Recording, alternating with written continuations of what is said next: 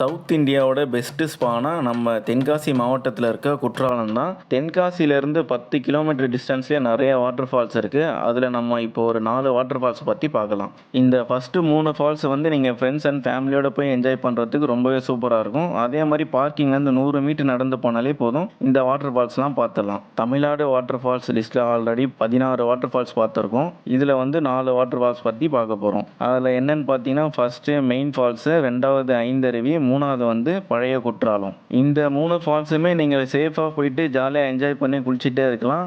இதே நீங்கள் 4வதாக பார்க்க போகிற ஃபால்ஸ் பேர் என்னன்னு பார்த்தீங்கன்னா, ஹரிஹர நதி வாட்டர் ஃபால்ஸ். இது தென்காசிலேருந்து 11 கிலோமீட்டரில் இருக்குது. கொட்டக்குளம்னு ஒரு ஏரியா இருக்கும். அங்கேருந்து நீங்கள் ஒரு 2 கிலோமீட்டரு வயல்வெளி அப்புறம் தென்னந்தோப்புல நடந்து போனீங்கன்னா இந்த ஒரு வாட்டர் ஃபால்ஸ் வரும்.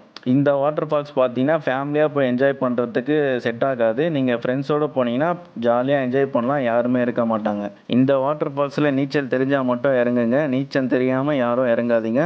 அந்தளவுக்கு அங்கங்கே ஆழமாக இருக்குது. அதனால் சேஃபாக குளிச்சுட்டு என்ஜாய் பண்ணுங்கள்.